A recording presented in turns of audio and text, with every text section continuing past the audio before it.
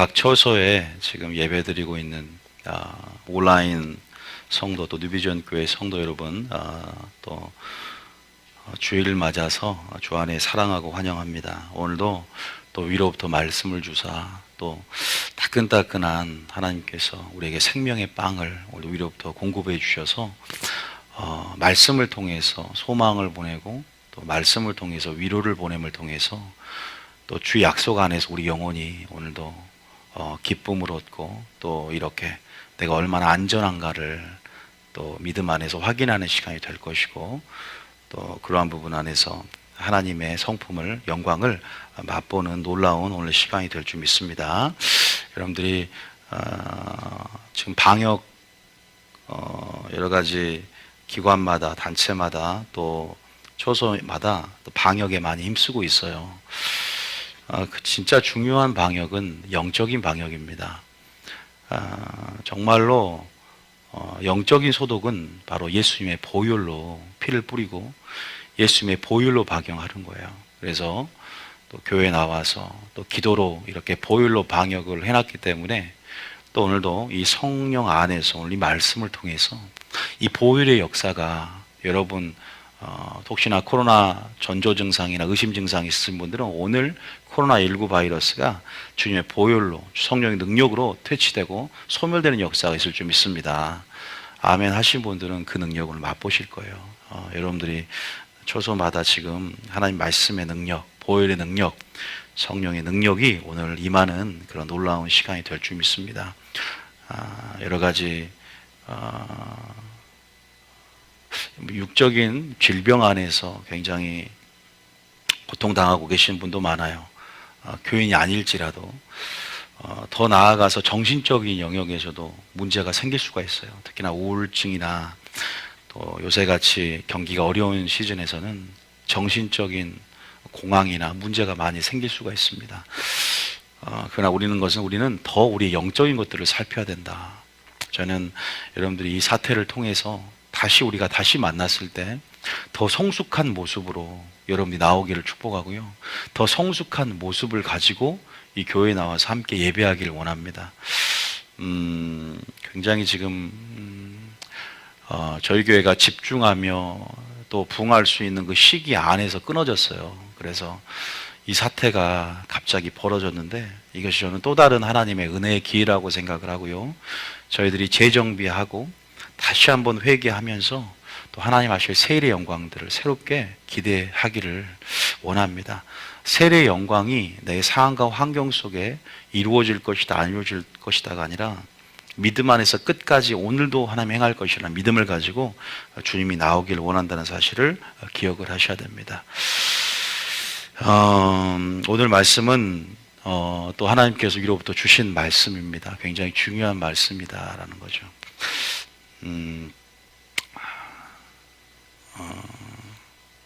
오늘 우리 그리스도인들은 여러분도 알다시피 고난의 부르심이 있다는 것을 받아들여야 됩니다. 그래서 사도 바울은 사도행전 14장 22절에 보면은 이렇게 고백을 합니다. 뭐라 고백하냐면 같이 한번 읽어볼까요? 자, 사도행전 14장 22절 우리 밑에 보이죠? 자막에. 자, 한번 읽어봅니다. 시작. 제자들의 마음을 굳게 하여 이 믿음에 머물러 있으라. 권하고 또 우리가 하나님의 나라에 들어가려면 많은 환난을 겪어야 할 것이라 하고. 그죠? 많은 환난을 겪어야 할 것이다 라고 말을 합니다. 뭐라고 하냐면 하나님 나라에 우리가 들어가려면 많은 환난을 겪어야 할 것이다가 나와 있어요. 우리는 어떻게 보면은 그리스도의 숙명이 아닌가. 환난을 겪지 않는다는 것은 말이 안 됩니다. 예수님도 비용을 계산하라고 했듯이 의를 위해서 핍박을 받는 자가 복이 있다 이런 말씀을 하고 있고요. 또 성도들이 겪는 이런 역경, 고난, 의를 위해서 또 핍박 이런 것들은 상급이 되고 축복이 되고 또 하나님 나라에 합당한 자격을 얻고 이것들이 신실한 하나님 나라에 들어갈 표가 된다라고 데살로니가 후서에도 우리가 기록되어 있는 것을 볼 수가 있습니다. 이런 환난 또 여러 가지 마지막 종말론적 이제 구속사 안에서 보면 이런 코로나19 같은 이러한 바이러스의 창궐들, 전염병, 역병의 창궐들이 나타난다고 했는데, 어쨌든 이러한 재난 또한 지금 우리가 마지막 때를 살아가면서 반드시 하나님의 타임라인에서 겪을 일들이에요. 환란의 종류가 여러 가지가 있어요. 여러 가지 환란들이 우리를 연단케도 하지만 모든 환란을 통해서 우리를 연단하고 정금같이 나오게 하지만, 하나님은 마지막 때 참과 거짓, 알곡과 쭉정이 진짜 그리스도인들을 얻기 원하세요. 그 그리스도인을 보기 원하세요. 그러니까 산상수훈에도 비가 내리고 창수가 나고 바람이 불면 어떤 자는 무너지는데 어떤 자는 무너지지 않는다 그래요. 악인은 바람에 날아가는 겨와 같도다. 의인과 악인을 구분해 놓습니다. 교회 안에서도 마찬가지예요. 쭉정이와 가라지, 알곡과 진짜 참을 하나님이 마귀를 도구로 사용해서 마지막 환란을 또 하나님의 테스트 가운데 또 시험함으로 그러한 부분 안에서 진짜를 얻기 원하세요. 우리는 환란을 반드시 이겨야 되는 거예요. 반드시 승리해야 됩니다. 뭘로 승리합니까? 믿음으로 승리해야 될 줄 믿습니다. 코로나19 같은 경우는요, 어떻게 보면 재난의 시작일 뿐이다. 더 강력하고 더 어마무시한 그러한 바이러스가 올 것입니다. 제가 여러분을 겁주는 게 아니라 성경에 예언한 대로 따져보면 재난의 시작이라 그랬어요. 주님이 재림이 이제 가까이 오지 않습니까? 주님의 재림의 날이 가까이 올 때 징조와 여러 가지 되어질 일들이 분명히 있다라고 마태복음 24장에 주님 말씀해요. 전쟁도, 핵전쟁도 지금 일어나게 될 것이고, 또 더 강력한 이러한 코로나보다 강력한 이제 바이러스가 임함을 통해 더 많은 사람이 죽게 됩니다. 점점 인구는 감소해요. 하나님 인을 칠 때 인구의 4분의 1이 죽어요. 전체. 그 다음에 여섯째 나팔 불 때, 핵전쟁 때 세계 인구의 3분의 1이 죽습니다. 점점 이러한 환란이, 재난들이 다가오고 있죠. 볼스팽이라고 하는 거예요. 산고의 고통이랄까요. 점점 주기는 짧아지는데 점점 진통이 강해지는 거죠. 이러한 부분 안에서 굉장히 기록적이고 연속적인 이런 재앙들이 다시 한번 일어나게 될 겁니다. 우리는 어쨌든 이러한 모든 환란과 소요, 이런 사태를 우리가 이 국면을 받아들이면서 어떻게 해석해야 될 것이고 어떻게 반응할 것인가, 어떠한 믿음으로 준비할 것인가 굉장히 중요합니다. 그래서 하나님은 저를 또한 불러주셔서 성도들을 환란에 이길 수 있는 믿음으로 준비시켜라고 말씀하세요. 우리가 바다에 놀이 일어납니다. 크고 작은 놀도 일어나요. 그런데 마지막 주님 오시기 전에 가장 큰 놀이 한번 일어납니다. 그게 적그리스도의 환란입니다. 3년 반의 환란이죠. 3년 반 동안 성도들이 권세를 빼앗기는 환란. 그 환란을, 미중의 그 환란을 향해서, 전무만 그 환란을 향해서 지금 하나님 타임라인에 흐르고 있고 구속사가 이제 완성이 돼가고 있습니다. 물론 환란 전, 환란 통과 이런 휴거설 각 교리마다 틀리긴 하지만 공통적으로 주장하는 것은 대환란이 있다는 거예요. 어쨌든 이 대환란들이 있고, 저희 교회는 물론 대환란 통과설입니다.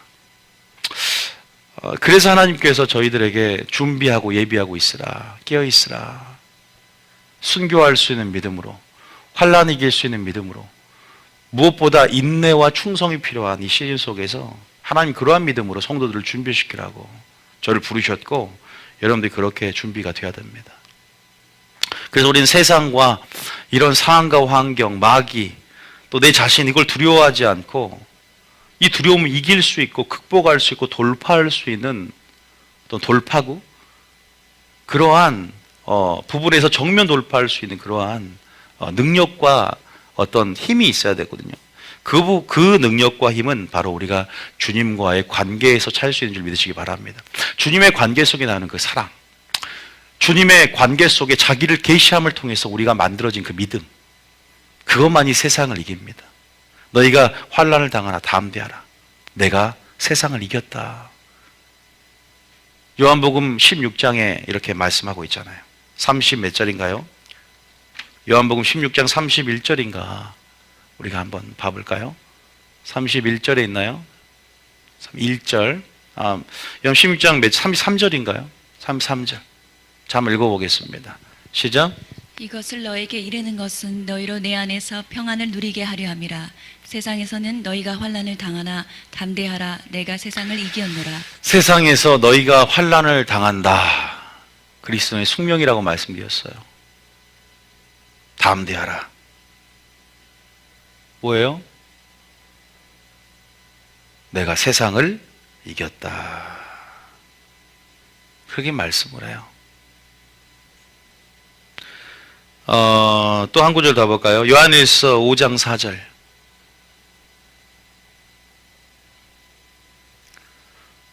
요한일서 5장 4절 읽어봅니다. 시작. 무릇 하나님께로부터 난 자마다 세상을 이기느니라. 세상을 이기는 승리는 이것이니 우리의 믿음이니라.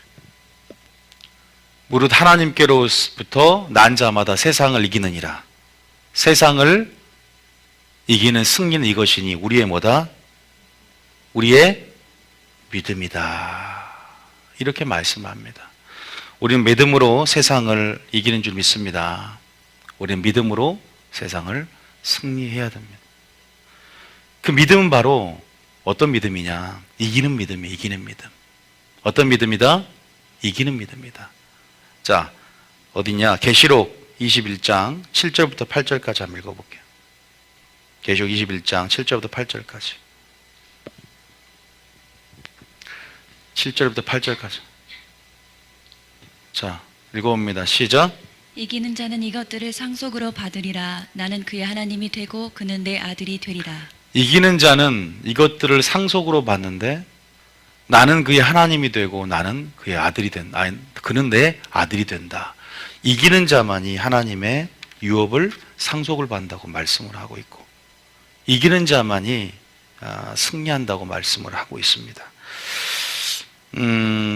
어쨌든 그러한 우리가 환난을 이길 수 있는 믿음으로 우리가 준비가 돼야 됩니다. 그럼 어떻게 환난을 이길 수 있는 믿음으로 준비가 될 수 있는가? 오늘 하나님께서 그 전략을 여러분 가운데 오늘 부어주기를 원하세요. 하나님께서 그 전략들, 실시간 전략을 오늘 부어주기를 원합니다. 그러니까 재림 전에 환난이 있고 우리가 환난을 이길 수 있는 믿음으로 준비되기 위해서 어떤 방으로 우리가 들어가야 됩니다. 어떤 방이냐? 바로 친밀함의 방이다. 오늘은 하나님께서 우리가 환난을 이기기 위해서 하나님께서 친밀함의 방으로 우리가 들어가기를 원하십니다. 어떤 방으로 들어가기를 원한다? 친밀함의 방으로 들어가기를 원한다. 자, 오늘 그 친밀함의 방에 대해서 여러분들에게 함께 좀 말씀을 드리길 원해요. 이 친밀함의 방을 경험을 해야 되는데 이 방을 경험해야만이 이긴답니다. 여러분 뉴비전 교회 하나님께서 여러분을 택하시고 이곳에 부르셔서 무엇을 지금 경험하고 계셔요? 그 친밀함의 방을 지금 여러분 경험하고 있습니다. 그 친밀함의 방은 어떤 곳인가? 그리고 여러분들 이 친밀함의 방은 어떠한 오늘 여러분에게 영적 유익을 주고 어떠한 영향력을 주는가에 대해서 두 번째 알아보고 세 번째는 누가 이 방을 경험할 수 있는가? 누가 어떤 자격을 가진 사람이 이 방을 경험할 수 있는가? 여기에 대해서 오늘 여러분 알아야 됩니다. 다윗이 골리앗을 승리할 수 있었던 이유가 뭐예요? 골리앗이라는 코로나19가 될 수도 있고 적그리스도의 환난, 그러한 여러분 안에 닥치는 어려움, 역경, 고난, 영적 두려움이 될 수도 있어요. 다윗이 어떻게 승리했는지를 봐야 우리가 마지막 때 주님 오신 환난을 이깁니다. 바로 다윗은 어릴 때부터 친밀함의 방에서 여러분 친밀함의 방을 경험을 했습니다. 이 친밀함의 방은 누구와의 만남의 장소입니까? 누구를 경험하는 거예요? 바로 하나님 자신을 경험하고 예수님을 경험하는 신방입니다. 예수님과 내가 어떠한 관계인지를 인식을 하고 예수님이 나의 신랑이고 나는 그의 신부로서 사랑을 나눈 장소가 바로 신방인데 그 신방이 바로 친밀함의 방입니다. 그 친밀함을 강력하게 경험한 정도에 따라 환난을 이길 수 있는 정도가 결정이 됩니다. 왜냐하면 환난을 이길 수 있는 것은 믿음이지만 환난을 이길 수 있는 것은 하나님의 사랑, 하나님의 온전한 사랑이 두려움을 내어쫓는 그 사랑의 관계에 달려있다는 거죠. 우리가 순종도 빨리 순종하고 즉시 순종하는 것은 하나님을 사랑하는 척도가 될 수 있어요. 우리가 마지막 죽도록 충성하라, 마지막 때를 살아가는 성도들이 요구되는 믿음은 충성입니다. 그 열매가 있어야 돼요. 그 충성은 사랑하기 때문에 지조를 지키고 사랑하기 때문에 절개를 지키며 목숨까지 바쳐서 지켜내는 거예요. 우리는 하나님과의 관계 속에서 신랑과 신부의 관계로, 또 예수님과 관계 속의 신랑과 신부의 관계로, 우리는 또한 용사로서의 하나님, 우리를 모집한 자를 기쁘게 하는 군사로서 죽도록 나라에 충성하듯 하나님께 충성하는 부르심을 가지고 전쟁을 수행해야 된다. 이런 부르심들을 온전히 이해하면서 우리 친밀의 방을 경험할 수 있거든요. 벌써 하나하나 조금씩 제가 얘기를 하고 있는데, 친밀함을 경험할 수 있는 자격들. 여러분, 이 친밀함의 방은 제가 미리 결론적으로 말하면 잘 기억하고 계셔야 돼요. 예수님 자신입니다.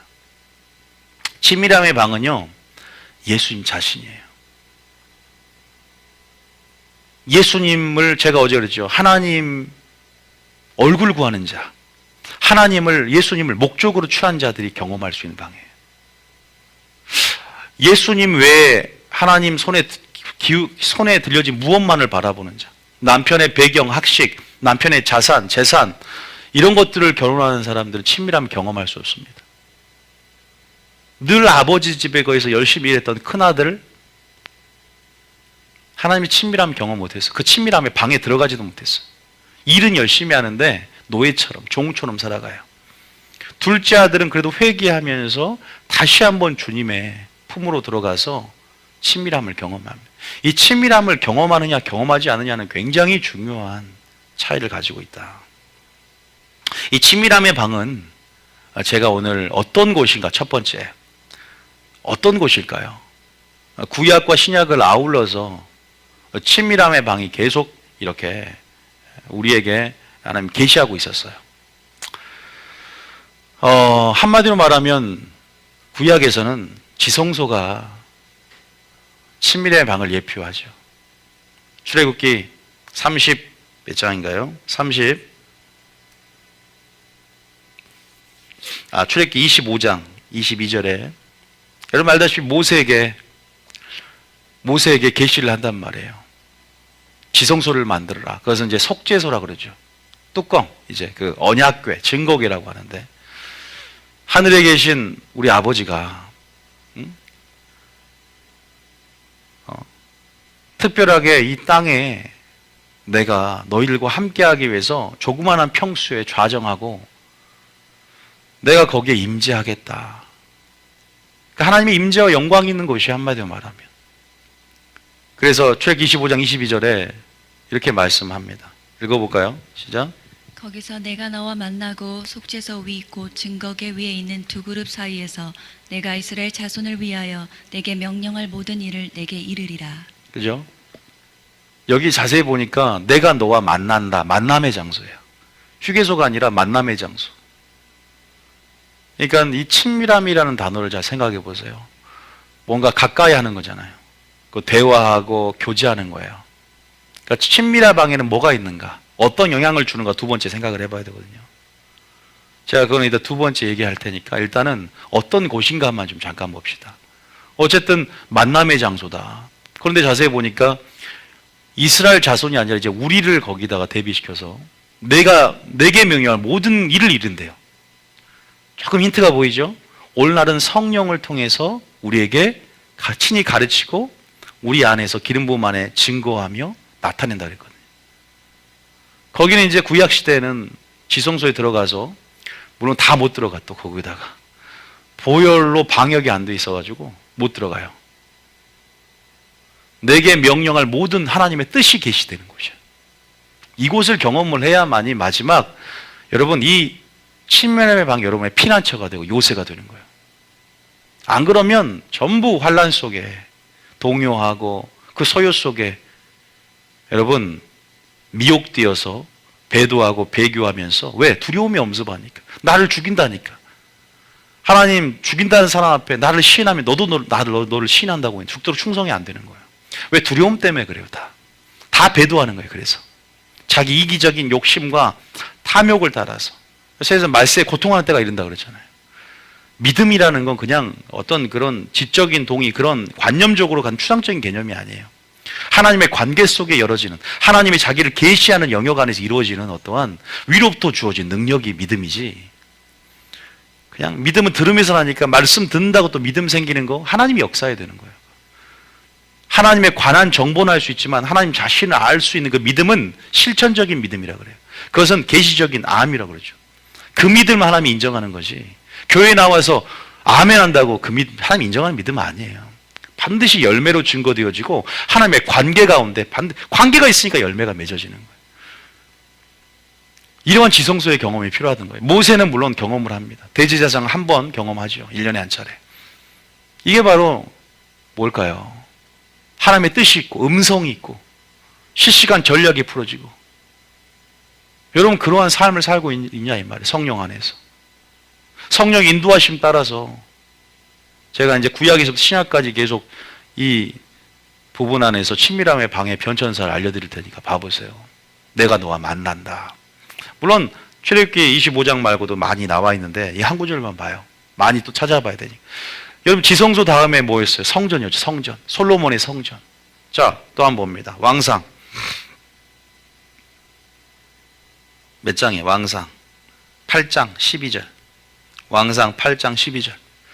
13절까지 뭐 많이 나와 있는데, 이제 성전 봉헌식을 해. 처음으로 솔로몬이 성전 봉헌식을 하죠. 낙성식을 하면서 다 짓고 난 다음에.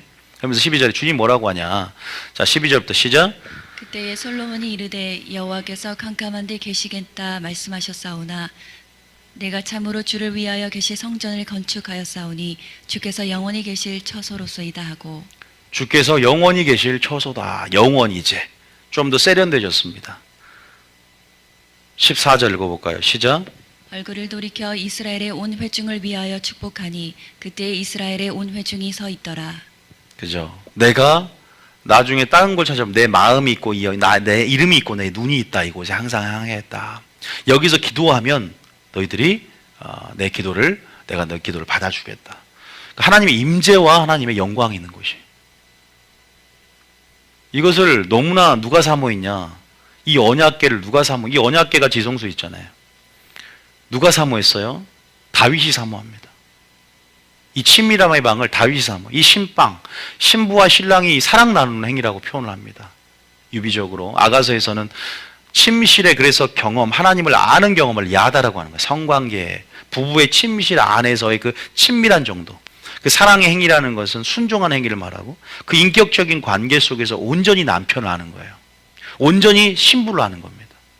체험적인 지식, 습득한 그런 지식들, 계시적인 암, 지식이 아니에요. 그러한 부분 안에서 하나님을 알기를 원하고, 이러한 어떤 관계의 확장을 신약시대에서는 성령 안에서 우리에게 주셨어요. 모든 사람이 알게 될 것이다 그랬잖아요. 성령 안에서. 구약과 신약은 은혜의 정도가 차이가 엄청 큽니다. 그래서 오죽에 있으면 예수님이 은혜해라고 은혜해를 전파로 왔다고 할까요? 우리는 복받은 자는 거죠. 그래서 어쨌든 성전 안에서, 자, 시편 27편 4절에 이 성전을 올라가기를 누구보다 다윗이 사모했대. 누구보다 사모했고, 이 신방, 이 지성소 안에서, 자, 뭐라고 고백하냐? 굉장히 다윗의 유명한 고백 중에 하나입니다. 4절 읽어볼까요? 시작. 내가 여호와께 바라는 한 가지 일 그것을 구하리니 곧 내가 내 평생에 여호와의 집에 살면서 여호와의 아름다움을 바라보며 그의 성전에서 사모하는 그것이라. 내가 여호와께 바라는 한 가지를 구하겠다. 다른 거 필요 없어요. 왕의 자리보다 예배의 자리가 가장 우선순위고 즐거움의 자리고 기쁨의 자리야. 그 친밀함의 방을 경험해야만이 전쟁을 이기거든요. 알아요. 아는 거야. 하나님의 관계 안에, 여기는 하나님이 그랬잖아. 하나님의 뜻이 있고 음성이 있다니까요. 하나님을 계시하는 영역이야. 이곳을 기뻐해야 돼. 이게 우선순위가 돼야 돼. 예배 드리는 게 우선순위가 돼야 되는 거예요. 성령 안에서. 그러니까 날마다 뭘 봐요? 여호와의 아름다움을 보잖아요. 여호와의 아름다움이 뭐예요? 하나님 자신을 보는 거예요. 이제 신랑이 이제는 돈 보고 결혼했다가 신랑 자체, 신랑의 매력을 발견하는 거예요. 말씀을 통해서. 오늘 이 시간을 통해 신랑의 아름다움을 발견하기를 축복합니다. 그럼 그 아름다움에 매이게 되는 거죠. 그 아름다움은 하나님의 속성, 하나님의 성품. 요한이 말하는 것은 뭐냐면 하나님은 사랑이시라, 이거예요. 이걸 발견해야 돼요. 우리가 신앙생활하면서 하나님은 사랑이라 고백을 많이 하죠. 단순히 이런 어떠한 이미 요한이 고백해 놓은 것을 앵무새처럼 따라하는 고백이 아니에요. 지적인 어떤 동의로 찬양하고 맹목적으로 이렇게 설교하는 게 아니라 큰 깨달음 안에서 내 영으로 고백하는 거죠. 영으로 고백한다는 것은 사랑하기 때문에 사랑에 합당한 삶을 살아낸다는 것을 포함하고 있어요. 이게 유대인의 사고방식이에요. 말씀을 듣는다는 행위는 쉐마, 들으라는 것은 말씀을 듣고 순종하라는 행위가 포함되어 있는 거예요. 우리는 들었으니까 예배 드린 거 아닌가. 말씀을 들었고 주님을 사랑하는 마음이 있고 감정이 있으니까 주님을 사랑한다고 착각하고 있어요. 많은 사람이 그러니까 예수를 믿어도 주님을 영접해도 버림받을 수 있는 거예요. 내가 너를 도무지 알지 못한다는 표현을 쓰는 거예요. 왜냐하면 네 열매, 회개 합당한 열매를 맺지 못했으므로 열매가 없는 나무보다 찍어불에 던지우겠다 그러는 거예요. 너는 나를 사랑한다 했어. 그게 거짓말이래. 주여 주여 하는 자만 천국에 들어갈 것이 아니요 주의 뜻대로 행한 자가 천국에 들어가리라. 어쨌든 그 아름다움과 그 사랑을 고백했다면 여러분 다윗이 어쨌든 뭐예요? 이 지성소는 이런 하나님 인자 영광 안에서 이런 사모하는 여기를 경험해야 마지막 때 이런 모든 걸 이길 수 있어요. 여러분 막연하게 하나님의 관계 이게 아니라 이런 믿음의 선진들의 삶을 보세요. 여기는요 비밀이 풀어지는 곳이야. 계시적인 비밀.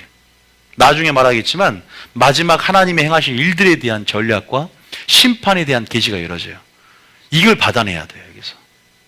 그럼 어떻게 주님 오실 때 뭘 준비할 것인가를 알아. 왜냐하면 친밀함의 방, 하나님 자신이 피난처요, 요새요, 피할 바이요, 마지막 자신 피난처가 되는 거예요. 많은 사람들이 피난처가 뭐 피지다 어디다 다 미혹되어 버리잖아요. 마지막 때는 왜 무서우니까 그래요. 살라고 어디 뭐 다른 나라 도망가고. 피난처는 하나님 자신이에요. 예수님 자신이야. 내게로 와서 내게로 배우라. 이 고백을 알아야 되는 거예요. 그 고백 잠깐 볼까요? 사마 22장 3절에 보면 뭐라고 해요? 사마 22장 3절에 보면 뭐라고 고백하는가? 사마 22장 3절에 보면, 자, 사마 22장 3절에 보면 한번 읽어봅니다. 시작. 내가 피할 나의 반석의 하나님이시요 나의 방패시요 나의 구원의 뿌리시요 나의 높은 망대시요 그에게 피할 나의 피난처시요 나의 구원자시라. 나를 폭력에서 구원하셨도다. 하나님은 우리의 피난처가 되시니. 그러면 제가 항상 했던 거, 우리를 쉴만한 물가로 푸른 초장으로 인도한다 그랬어요. 뭐 코로나 바이러스를 피해서든지 나를 안전하게, 그 안전지대라는 거죠. 견고한 망대가 되리라. 그러면 나를 목자 대신 여호와께서 나를 쉴만한 물가, 나를 푸른 초장을 누이시는 그 푸른 초장을 쉴만한 물가는 어디예요? 예수님 자신이에요. 근원으로 나아가게 하는 거예요. 그러나 예수님을 목적으로 하지 않고 예수님이 내게 행하실 일들만을 기대하면서 내가 원하는 방식과 목적을 취하고자 신앙생활하면 원망하고 불평하게 돼요. 결과가 틀리면. 생각해 보세요. 환난을 이기려면 동기가 바라야 돼요. 환난을 이기려면 동기가 예수님이요, 목적도 예수님이요, 우선순위도 예수님이요, 뜻도 예수님이요. 이 경험 안에서 익숙해져야 돼. 이 친밀함에, 이 신방에서. 저는 뉴비전 교회가 그 신방이고 뉴비전 교회를 부르심을 통해서 여러분들을 하나님이 이끄신 줄 믿으시길 축복합니다. 다윗은 이러한 여호와의 아름다움을 앙망하며 그 성전에서 한 가지 일만을 구하며 사모했어요. 자, 그러면 또 어딜 가봐요? 마리아. 신약에서 누가 있어요? 마리아가 있죠. 누가복음 21장. 누가복음 10장. 신약에서 누가 있어요? 신방. 신방을 경험한 대표적인 인물. 신약의 대표적인 예배자 마리아가 있습니다. 누가복음 10장 39절. 다 읽지 말고 우리가 마리아 이야기는 아니까 39절에 자, 누가복음 10장 39절 읽어봅니다. 시작. 그에게 마리아라 하는 동생이 있어 주의 발치에 앉아 그의 말씀을 듣더니 마리아라고 하는 동생이 있어서 주의 발치에 앉아 그의 말씀을 들어요. 이게 뭐예요? 지성소의 경험을 하는 거예요. 그러니까 뉴비전교회에 와서 말씀을 듣는 우선순위를 택하는 겁니다. 주님이 40절에 야, 일이 중요한 게 아니라 관계가 중요해. 그런다고 제가 말씀드리지만 지금 코로나 때문에 일 안 하지만 일 중요합니다. 주방에 설거지하는 거, 또 주방에서 또 하나님의 식사를 준비하는 거, 이거 하나님의 일이에요. 이거 충성된 거예요. 적은 일에. 그러나 쟤는 우선순위 개념으로 알아야 되는 거예요. 무슨 말이냐? 마르다는 준비한 일이 많아. 주님 오셔 식사 대접하고 어떻게 보면 사역적인 형의 인간이다. 마리아는 근데 하나님의 관계형이다. 그러니까 우선순위가 잡혀 있는 거예요. 발치에 앉아서 말씀을 듣는데 주님 뭐라고 평가하냐?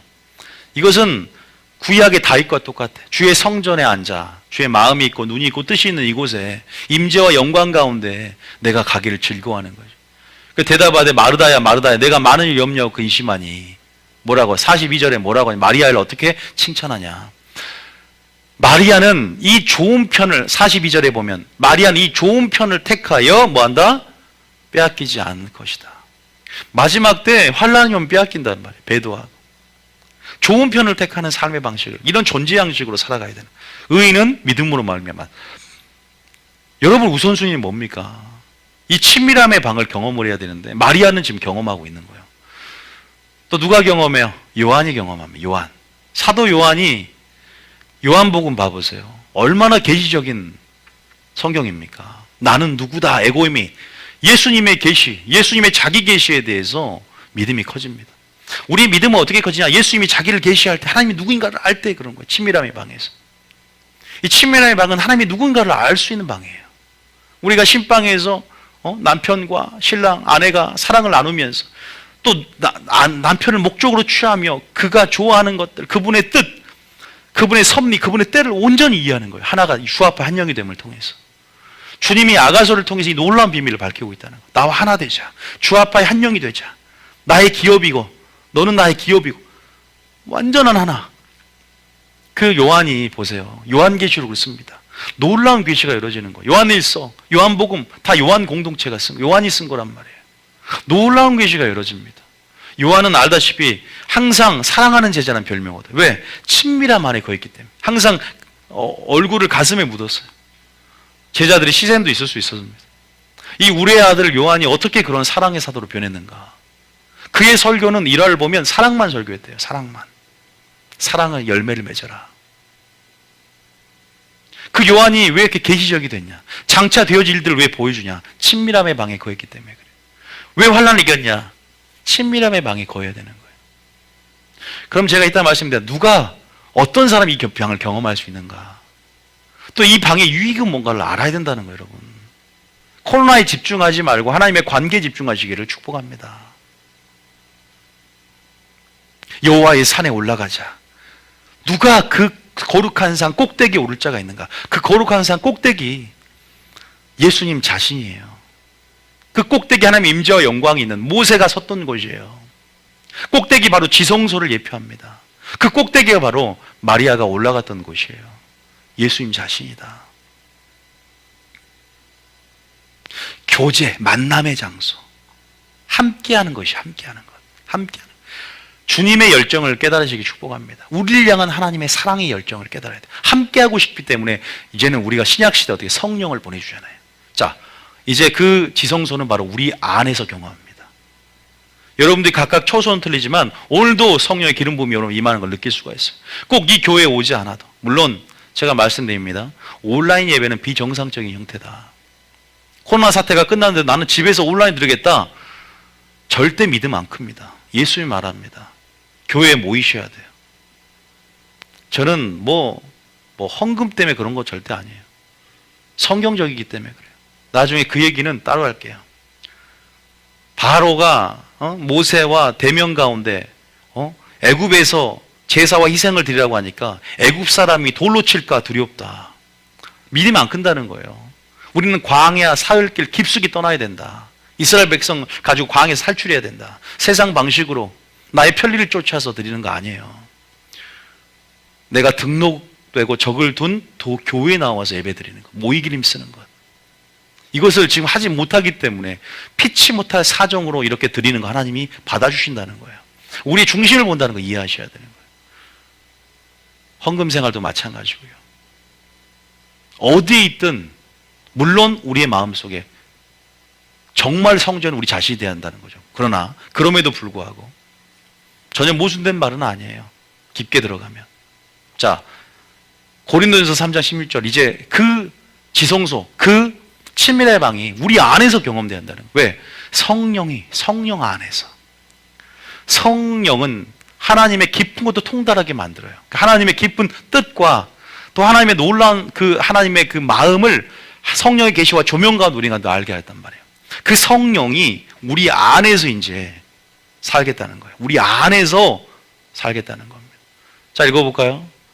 자, 고린도전서 3장 16절 시작.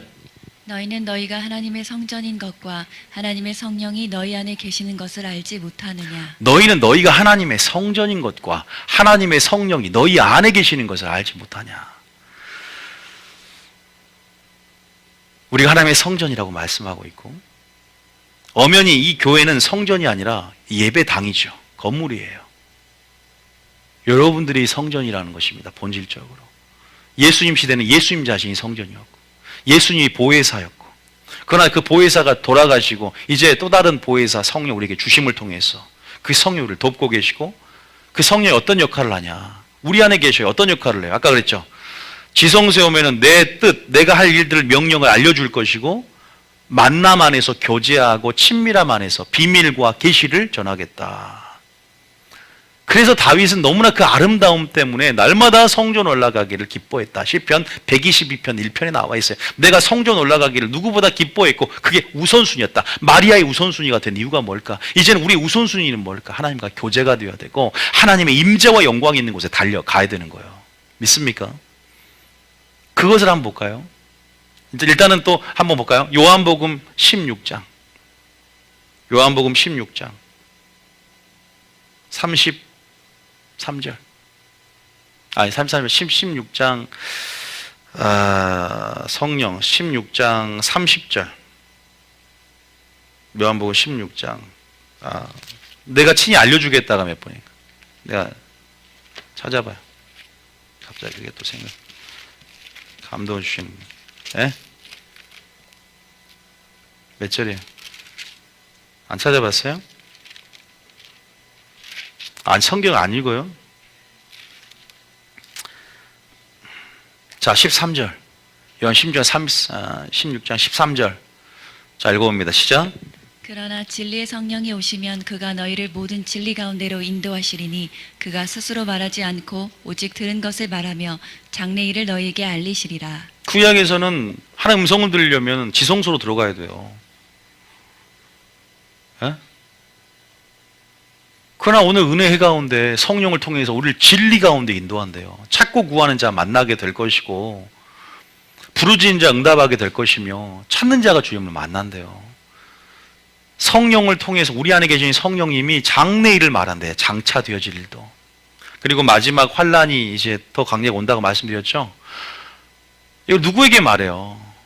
노아에게 말했고 에녹에게 말했잖아요. 노아에게도 말했어요. 심판을 전하게 했고 에녹에게도 마지막 불심판을 전하게 했잖아요. 친밀함 안에서만 경험할 수 있는 거예요. 선지자에게 하나님은 심판을 전하게끔 얘기했어요. 친밀함이 없으면 결코 경험할 수 없는 것이 하나님의 자기 계시예요. 친밀함은 어떤 자가 들어가는가 이 자격이 굉장히 중요한데 그냥 믿기만 하면 들어가는 거 아니거든요. 믿음으로 들어가지만 그 믿음을 하나님의 관점과 또 하나님 인정하는 어떤 그러한 믿음들이 되어야 됩니다. 보세요. 그러면서 14절의 성령은 여전히 그가 성령이 예수님의 영광을 나타낸다 그러죠. 그러니까 예수님의 영광을 드러내줘요. 말씀을 통해 성령이 예수님의 아름다움을 보게 해준다는 거예요. 성령이. 이게 친밀함의 방이죠. 성령과 함께하는 성령이 통치하고 다스리는 영역 가운데 들어갔을 때 우리는 그 친밀함의 방은 어떤 유형적으로 존재하는 무엇이 아니에요.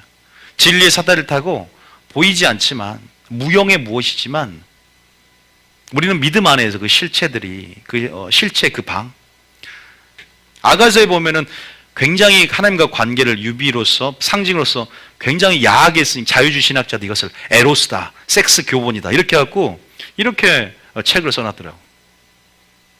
아주 그 성경에 칼을 대며 자의적으로 해석하는 아주 그런 굉장히 스스로 멸망에 빠집니다. 어쨌든 이것은 그리스도와 또 예수님의 사랑을 나타냅니다.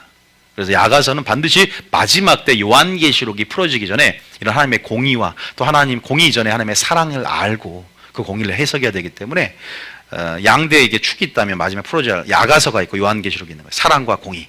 아가서는 그 친밀함을 얘기하는 거예요. 우리 친밀함은 환란에 길게 될 줄 믿으시기 축복합니다. 이 친밀함의 방을 여러분 거하고 있는가? 계시록 3장 2절 한번 읽어볼게요. 계시록 3장 2절. 자, 하나님과 우리의 관계가 참 중요한 것 같아요. 하나님과 우리의 관계. 자, 계시록 3장 2절입니다. 시작. 볼지어다 내가 문 밖에 서서 두드리노니 누구든지 내 음성을 듣고 문을 열면 내가 그에게로 들어가 그와 더불어 먹고 그는 나와 더불어 먹으리라. 하나님 우리의 관계 이렇게 묘사를 한단 말이에요.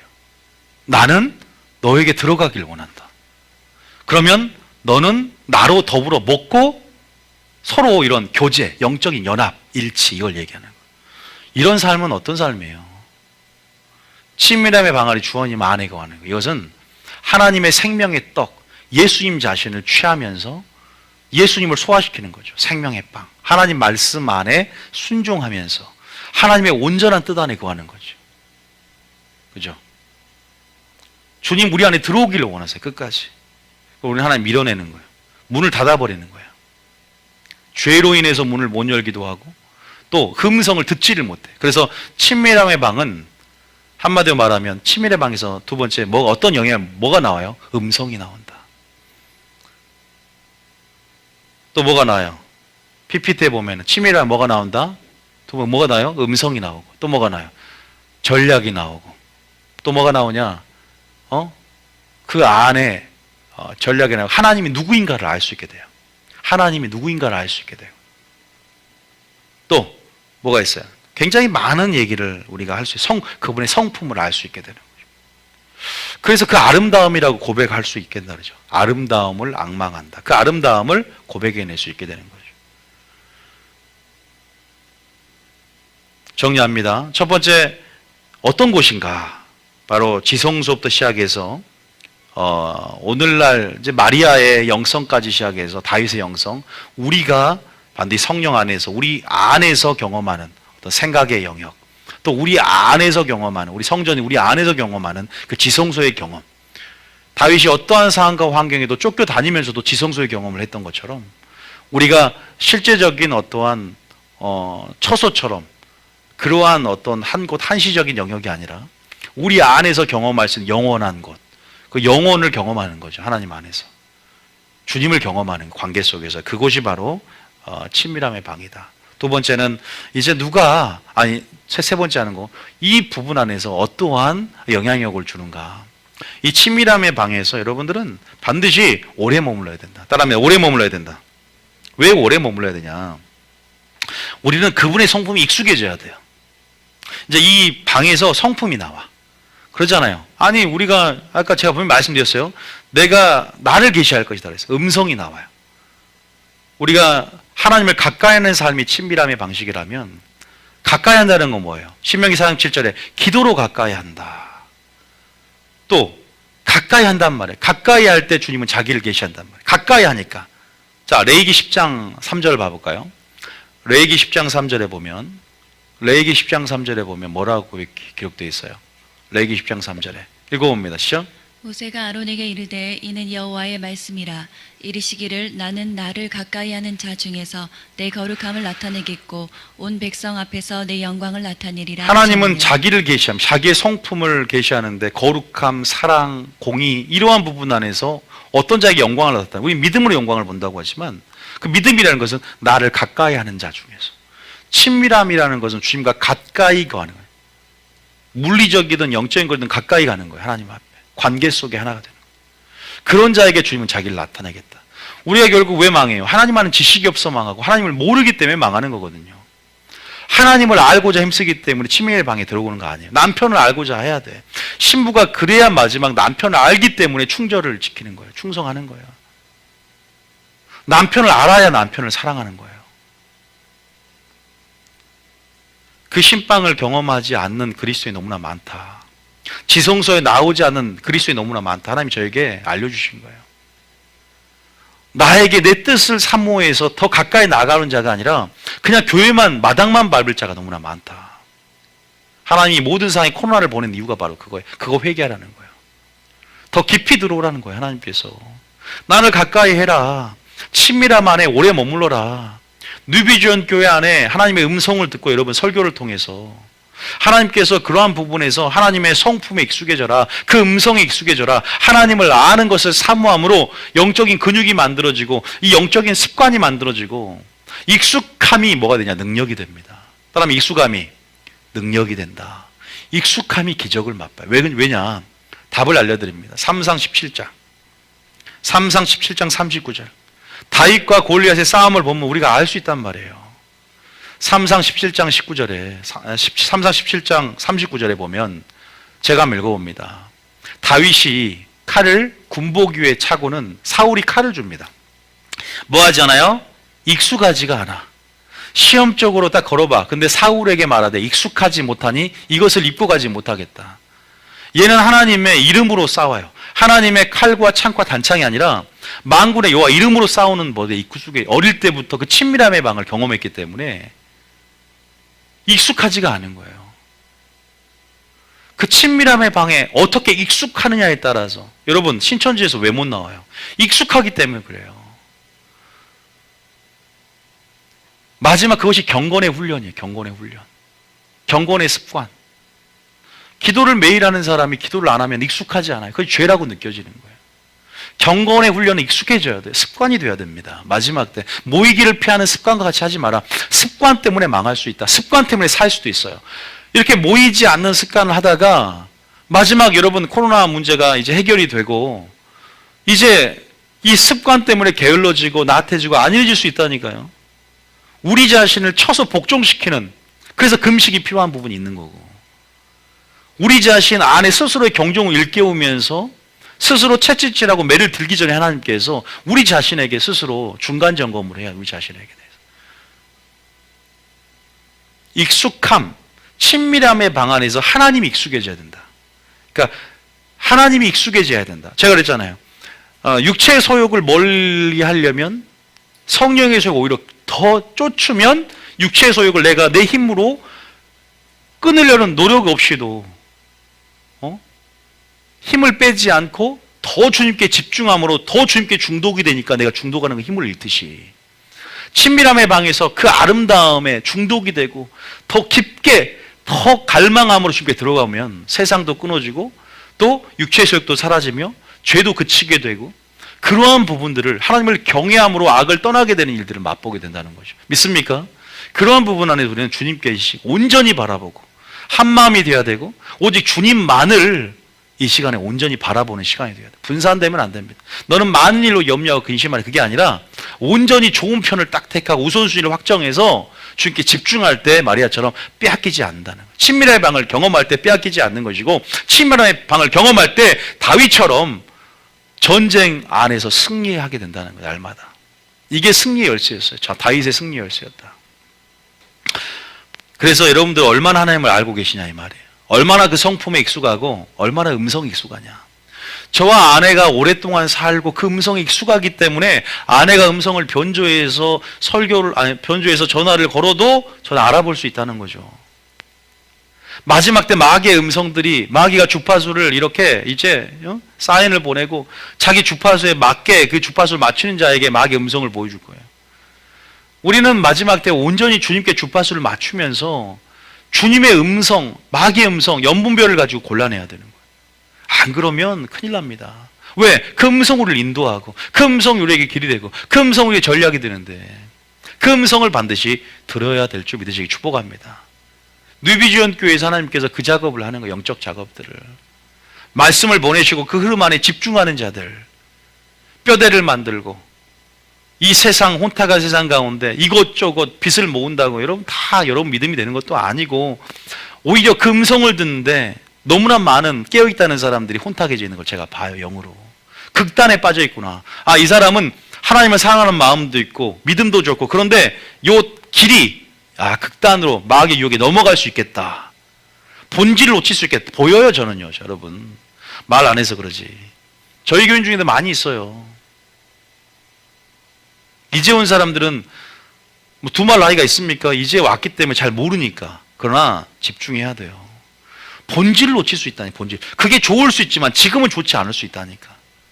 지금 좋은 것은 뭐야? 지금은 기본에 충실할 때 뼈대를 만들어야 되고, 그 모든 음성을 분별할 수 있는 그 친밀함의 방이 하나님 이곳을 보냈다면 익숙해져야 되는 흐름 안에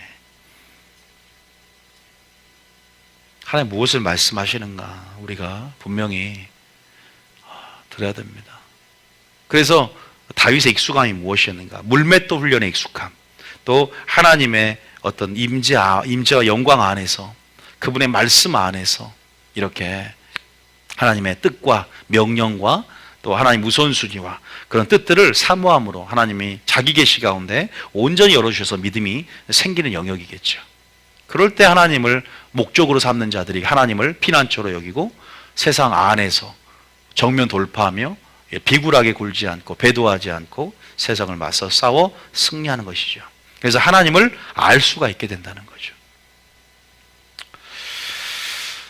이곳에 경험하는 자는 종교의 영도 우리가 타파합니다.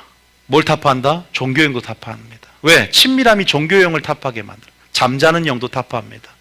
어떤 사람이 잠자는 영을 어떻게 몰아냅니까? 교회 안에 친밀함의 영이 잠자는 영을 몰아낸다. 성령 안에서 하나님과의 교제, 또 이 친밀함은 아까 말씀드렸지만 세상을, 너희가 환난을 당하나, 이 환난은 바로 친밀함의 방에 거할 때 우리는 적그리스도뿐만 아니라 모든 세상의 크고 작은 환난을 이길 수 있는 길이 열어집니다. 왜? 우리는 그 친밀함 안에서 환난을 피할 수 있는 그 음성을 듣고 설교를 듣고, 예를 들어서 누비교회 설교를 듣고 그 말씀 가운데 그 음성이 길이 돼요. 이게 내 길이구나. 이게 싸우는 전략이 돼요. 실시간 전략이 돼요. 지금 여러분들은 그 음성을 듣고 이것이 내 길이라는 것을 확인한 사람이 있고, 다는 아니지만 또 어떤 사람들은 그 위로부터 전략을 김원희 목사를 통해서 이게 전략이구나, 걸, 이게 사랑의 전략이었다, 나는 용서해야 되겠구나, 이런 전략을 받기도 하고. 그럼 환난이 하나님의 온전한 관계 안에서 전략을 받기 때문에 그 사랑 가운데 말씀의 능력으로 우리가 이기고 승리하는 것들을 분명히 맛보게 된다는 거예요. 피할 길들 주신다는 거예요.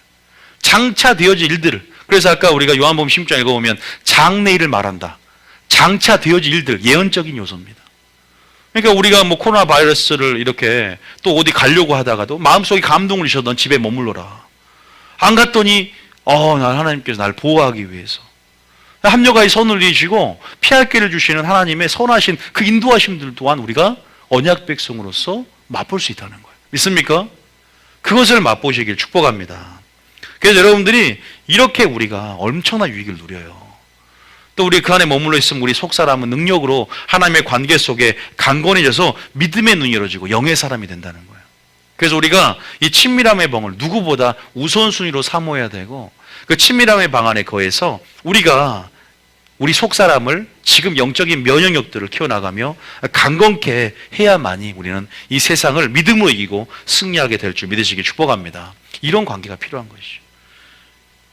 그 신방 아가서에 보면은 이렇게 묘사하고 있잖아요. 아가서 1장에 보면은 아가서 뭐 알지만 한번 아가서 묘사된 거 봐볼까요?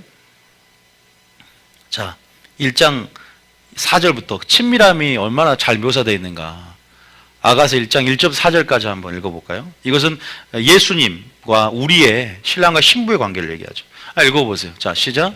솔로몬의 아가라, 2절에 내게 입맞추기를 원하니 내 사랑이 포도주보다 나음이로구나. 3절에 내 기름이 향기로워 아름답고 내 이름이 쏟은 향기름 같으므로 처녀들이 너를 사랑하는구나. 4절에 왕이 나를 그의 방으로 이끌어 들이시니 너는 나를 인도하라. 우리가 너를 따라 달려가리라. 왕이 나를 그의 방으로 이끌잖아, 그죠? 침실로. 너는 나를 인도하라. 우리가 너를 따라 달려가겠다. 너로 말미암아 기뻐하며 즐거워하리니 내 사랑이 세상에 있는 어떠한 향락보다, 포도주보다 더 진하고 또 맛있다. 처녀들이 너를 사랑함이 마땅하다. 너는 예수님을 말하고 처녀들이 이제 그리스도인들 또 믿음의 분량을 막론해서 동서양을 혹은 막론하고 전 세계 그리스도인들이 될 수 있죠. 벌써 이런 묘사들을 하면서 치매의 방을 설명합니다. 온전히 남편을 아는 것. 여러분, 저는 하나님을 사랑한다는 것, 하나님을 목적으로 취한다는 것은 저는 또 근본적으로 들어가면 생명의 말씀이 여기 싸우니 주님의 뜻을 사모하길 축복합니다. 주님의 우선순위가 여러분의 우선순위가 되길 사모하시길 축복합니다. 하나님 그것이 굉장히 중요하대요. 하나님의 본질이 여러분의 본질이 되시길 축복합니다. 그 본질을 사모해야 된다는 거예요. 마지막으로 누가 이것을 경험할 것인가? 어떻게 경험할 것인가? 누가 이거를 경험하고 이것을 어떻게 경험해야 되는가? 굉장히 쉬워요. 누가 경험할까요? 모든 크리스천이라면 물론 모든 믿는 자들이 경험할 수 있습니다. 다윗이 경험했어요. 마리아가 경험했습니다. 또 에녹과 노아도 경험했어요. 아브라함도 경험했습니다. 여러분도 경험하셔야 돼요. 어떤 자가 경험하냐? 먼저는 우린 신약시대 살잖아요. 자, 먼저 한 구절 읽을게요. 누가 경험하냐? 요한복음 15장 14절. 누가 경험할 수 있을까? 이 방을요. 이게 더 중요하지 않을까 싶어요. 두 번째 정리했어요. 음성이 나오고 그 음성 우리의 길을 또 생명을 취하게 만들고 전략을 주고 또 싸우게 만드는 실시간으로 우리를 인도하시는 영역이기 때문에 실제적으로 우리는 엄청난 영향력 안에서 전쟁을 이기고 세상과의 환란을 이기며 나아갈 수 있는 근거가 된다. 침례방은 우리의 속사람을 능력으로 강건케 하며 우리를 온전히 영의 사람으로 만든다는 거예요. 여기에서 준비되고 무장돼야 그 익숙함 가운데 골리앗이 나타나 싸울 수 있게 된다고 정리했습니다. 누가 이것을 경험하게 되냐? 이걸 종합해 보는 거예요. 누가 경험하냐? 요한복음 15장 14절 읽어봅니다. 시작. 너희는 내가 명하는 대로 행하면 곧 나의 친구라. 너희는 내가 명하는 대로 행하면 곧 나의 뭐다? 친구라는 거예요. 친구가 경험하는 거. 그래서 친밀함이라는 단어는 하나님과 나의 관계를 어떻게 정의하느냐예요. 저는 신방할 때도 그렇고 당신 하나님에서 누구입니까를 물어봐요. 이거 한마디만 들으면 그 사람의 믿음을 알 수가 있어요. 당신은 하나님 안에 정체성이 뭐냐를 물어봐. 어떤 사람들은 종입니다. 물론 여러 가지 관계 측면에서는 종의 자세로 살아가겠습니다라고 할 수 있지만 근본적으로 무섭기 때문에 종이라는 사람들도 있어요, 여러분. 그런데 친구라고 말하는 사람들은 친밀함의 정도를 알아. 난 하나님의 신부라는 사람들은 그 친밀함의 정도를 안단 말이에요. 그 사람의 믿음은 그 사람의 소망을 물어보면 되고요. 소망이 하늘에 있다, 부활이다 그러면 부활 가운데 이 사람은 충성할 수 있겠구나. 고난을 죽도록 충성하면서 왜? 하늘에 있기 때문에 소망이. 그 사람 소망을 물어보면 돼. 여러분 자신의 소망을 먼저 물어보세요. 나는 소망이 이 땅에 있는가? 내 가족만 잘 되고 내 사업만 잘 되고 나는 정말 부활을 생각하는가? 나는 천국을 사모하는가? 나는 정말 영생을 정말 사모하는가? 끝까지 견디려고 하는가? 그것 때문에. 그거 보면 알거든요. 그리고 나의 정체성이 뭔가를 물어보면 알아. 나는 그리스도의 누군가? 뭐 노예인가? 군사라고 말하는가? 종이라고 말하는가? 여러분 그거 알겠지만 하나님은 마르다보다 마리아 우선순위라 그랬어요. 사역이 아니에요, 단순히. 일이 아니야. 아담을 왜 창조했냐 이 말이에요. 교제하려고 창조했어요. 사랑 나눌 대상이 필요한 거예요. 그게 순종을 통해 사랑을 나누는 거예요. 순종하는 참아들. 교제의 대상으로, 인격적인 교제의 대상으로. 그래서 함께하고 싶어서 지성소 그 땅에 조그마한 평수에 거하겠다. 성전에 거하겠다. 발등상 앞에서 발등상 거기에 하나님 발판 거기에 예배하는 것. 하나님 인간에 대한 사랑이 너무나 커. 인간이 부패하고 타락하고 강포하고 그래서 물로 심판했지만 여전히 인간을 포기할 수가 없는 거예요. 하늘 영광을 버리면서까지 이 땅에 내려온 이유가 뭘까요? 인간을 사랑하기 때문에. 사람이 무엇인가 한데 저를 권고하시나이까. 인생이 무엇인가 한데 생각하고 돌보시나이까. 다윗의 고백인 거예요. 천사들하고 평안히 사시지 왜 인간에게 자원하는 심령을 원하는 거란 말이에요. 자원하는 심령, 상한 심령. 그렇게 예배드리고 제사드리길 원하서 인간이. 이제 너 종 아니다. 종은 주인이 하는 것을 알지 못함이라. 15절에 다시 한번 요한복음 15장 15절 읽어봅니다. 요한복음 15장 15절 시작. 이제부터는 너희를 종이라 하지 아니하리니 종은 주인이 하는 것을 알지 못함이라.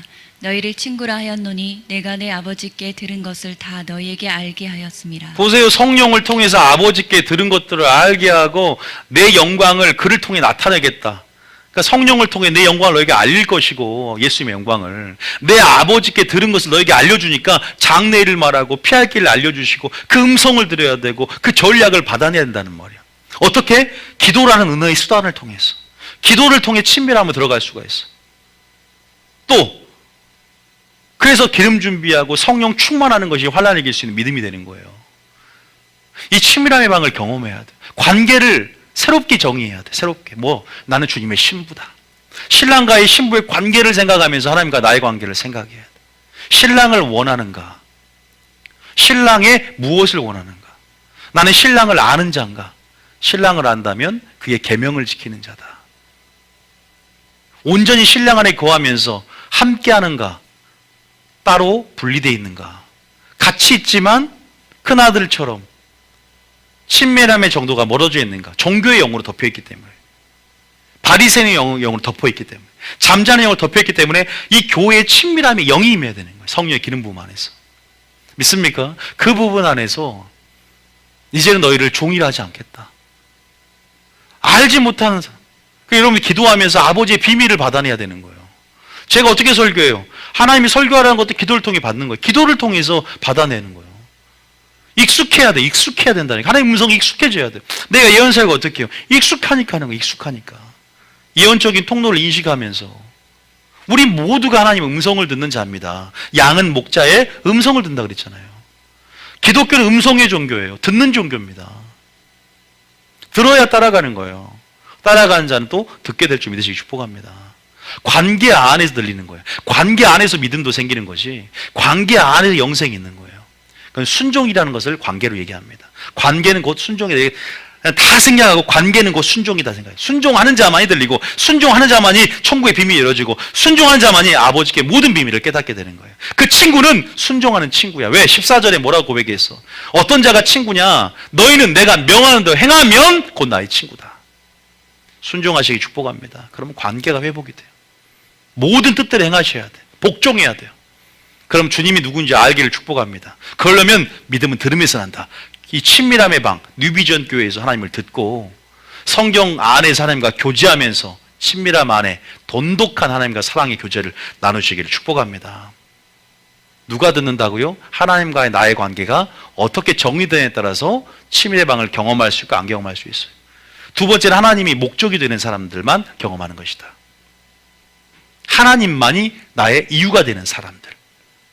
그런 사람들은 반드시 친밀의 방을 경험하게 해줘 하나님. 왜? 사랑한 자에게 나를 나타낸다 했거든. 하나님 자기를 계시하고 자기를 증거하고 나타내기를 누구보다 원하는 분이야. 나의 모든 것을 알려주겠다. 그 나를 가까이 하는 자에게 나의 거룩함을 드러낼 것이다. 그랬잖아. 레위기 10장 3절에. 그래서 하나님을 가까이 하시길 축복합니다. 시편 세 번째, 시편 25편 3절. PPT 만들었어요? 시편 25편 3절에 한번 읽어봅니다. 이 14절. 시편 25편 14절에. 14절 한번 읽어볼까요? 자, 14절에. 시작. 여호와의 친밀하심이 그를 경외하는 자들에게 있으며 그의 언약을 그들에게 보이시리로다. 여호와의 친밀하심이 뭐에게 있냐? 그를 경외하는 자에게 있다. 다시 말해서 하나님의 명령을 지키고, 또 솔로몬이 전도서의 어떤 교훈, 결론을 뭐라고 합니까? 인생들아, 하나님을 경외하고 그의 모든 명령을 지키는 것이 바로 내가 인생을 살아보니까 이게 인생의 결론이다. 이게 창조의 목적이 그게 선이다. 선이라는 것은 하나님을 경외하는 자들에게, 경외하고 명령을 지키는 자들, 하나님을 가까이 하는 자들, 그러면 그의 언약을 보인다는 거예요. 천국의 비밀을 열어준다는 거예요. 개역 한글에 보면 비밀의 언약을 보인다는 표현이 나옵니다. 왜? 우리가 방언으로 비밀을 말하죠. 하나님과의 개인적인 관계와 교제 속에서 놀라운 비밀들을 성령의 계시와 조명 안에서 하나님의 깊은 뜻과 하나님의 깊은 지식과 하나님의 마음들을 보인다는 거죠. 우리에게. 그걸 알아야만이 그 사랑 가운데 뜻을 붙잡고 환난을 이기는 거예요. 코로나 때문에 세상 사람은 두려워합니다. 치료책이 없으니까. 그러니까 기다리기만 하고 두려워 떨기만 합니다. 그러니까 마스크를 대량 구매하고 사재기하면서 우리는 여유가 있어요. 모든 것이 하나님의 관계에 있고 하나님의 섭리를 알고 뜻을 알고 그런 자만이 자유하다는 거죠. 무엇을 준비해야 될지를 아는 거예요. 그래서 여호와의 친밀하심이 그를 경외하는 자에게 있다. 그의 언약을 그들에게 보이고 자신을 나타내기를 원한다는 거죠. 하나님을 경외하고 그의 모든 명령을 지키시기 축복합니다. 비밀의 언약을 보이니까 노아에게 심판의 기별을 전해서 뭘 지으라? 방주를 지으라고 하잖아요. 친밀함을 경험하지 않고서는 은혜를 입었더라. 친밀함을 경험하지 않고서는 심판의 기별을 정할 수가 없다는 거죠. 에녹은 뭐예요? 에녹은 유다서 1장에 보면은 마지막 때 불심판을 전해요. 에녹은 어떤 자였어요? 하나님을 기쁘게 하는 증거를 얻은 자라 그랬어요. 믿음은 하나님을 기쁘게 하니까 친밀함 가운데 하나님이 심판의 기별, 마지막 때 되어질 일들을 알려주잖아요. 요한계시록을 쓴 요한은 어때요? 사랑하는 제자, 날마다 머리를 가슴에 주님에 대고 그렇게 주님과의 친밀함을 나누니까 사랑 가운데 요한계시록이라는 비밀을 보여주잖아요. 여러분들도 그 친밀함이 바로 하나님의 공의의 비밀, 하나님의 심판의 비밀을 깨닫는 열쇠인지 믿으시 축복합니다. 깨달아야 됩니다. 그러면 심판이 두렵지가 않아. 왜? 하나님을 알기 때문에 그래. 심판은 믿는 자의 위로요, 하나님의 공의는 바로 하나님 믿는 자의 위로라는 것을 깨닫게 되고 하나님의 공의를 찬양하게 되고 그 공의를 하나님의 마음으로 선포할 수 있게 되는 거예요. 선지자에게. 그래서 내가 하려는 일을 숨기겠느냐 아브라함에게. 내가 선지자에게서 먼저 경고하지 않고서는 결코 심판하지 않는다. 왜? 하나님 마음을 선지자에게 줬고 하나님은 그렇게 우리 가운데 그 마음을 친밀한 자에게 계시하기를 원한다는 거죠. 그래서 세 번째는 하나님을 경외하는 자, 하나님 모든 명령에 순종하는 자, 하나님을 기쁘시게 하는 자들, 하나님을 놀랍게 하나님을 기쁘시게 할 수 있는 믿음의 그런 사람들, 또 기도를 통해서 날마다 하나님을 가까이 하고 성령 충만할 때 방언으로도 우리가 그러잖아요. 하나님께 비밀을 말함이라. 비밀을 받고 성령으로 기도하면서 그렇게 지금 하나님의 친밀함을 쌓는 친밀함의 기름을 준비해야 될 줄 믿으시기 축복합니다. 여러분들은 어때요? 여러분 자격, 이제 말씀을 다 했는데요. 여러분 한번 말씀을 상고해 보세요. 여러분들은 그 친밀함의 방을 하나님의 개인적인 관계 속에 얼마나 경험하고 계세요? 이 정도 경험하면 됐답니까? 난 하나님에 대해서 지식을 갖고 하나님에 대한 관한 정보는 알지만 내가 온전히 그분을 경험했습니까? 아니요. 신앙생활 오래 했다고 해서 그분을 다 경험한 건 아니에요. 그분의 말씀 안에서, 진리 안에서, 새로운 깨달음 안에서 그분을 경험하는 거예요. 그분의 영적 원리가 아름답다. 다시 말해서 여러분의 소망도 바뀌어야 되고요, 여러분의 목적도 예수님으로 바뀌어야 돼요. 그리 아니할지라도 감사하다는 것은 예수님이 목적이 되기 때문에 가능한 거예요. 하늘이 소망되기 때문에 가능한 거예요. 그러한 예수님이 목적이 되는 삶을 살아야 돼요. 하나님과 나의 관계를 뭐라 정의하고 있습니까? 여러분 신부라는 부르심을 이해해야 되고 전쟁의 부르심을 이해해야 됩니다. 그래야만이 신랑의 계시를 신부가 알아들을 수가 있어. 마지막 때 전신갑주라는 용어를 전쟁의 부르심을 이해하는 군인의 자세를 가져야만 성경의 계시를 이해할 수가 있어요. 근데 군인도 모르는데 뭐 성령의 검이 무슨 말인지 어떻게 알아? 내 부르심, 하나님 안에서 내가 누구인지를 알고 내가 그러한 전쟁의 부르심, 신부의 부르심을 이해해야만이 마지막 때 신랑이 신부를 데려올 때 신랑의 계시를 풀어놓을 때 신랑을 알아들 수 있게 된다는 거예요. 신랑을 영접할 수 있게 되는 거예요. 그 친밀의 방을 지금 경험하면서 예수님을 익숙하게 만들어요. 성령 안에서. 그래야 싸워 승리하게 된다는 거예요. 익숙함이 능력이다. 그래서 여러분 말씀을 듣고 믿음을 만들고 또 말씀 안에 하나님의 계시 가운데 하나님을 아는 것, 그 이름을 아는 것, 그것은 골리앗이 싸울 수 있는 능력이 되는 거예요. 환란에 이길 수 있는 능력이 되는 거예요. 그냥 단순하게 믿음으로 세상 이긴다 말하지 말고 난 어떠한 믿음으로 친밀함의 방에서 준비할 것인가. 오늘도 하나님이 그 기도 가운데 말씀을 듣는 가운데 여러분에게 지금 계시하고 있어요. 음성, 전략, 이것이 이제 기도 가운데 말씀을 듣는 가운데 여러분들에게 풀어지게 될 것입니다.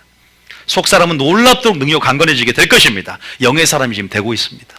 이런 준비가, 이런 예비하심이 갑자기 찾아오는 어떠한 올무와 덫을 피하게 만들고 주님 오심 가운데 준비하게 할 것이고요, 이런 지성소의 경험, 이런 마리아와 다윗의 영성처럼 놀랍던 하나님이 기뻐하는 영성, 여러분들을 하나님이 칭찬할 것이고 하나님이 여러분 데려가게 될 줄 믿습니다. 축복합니다.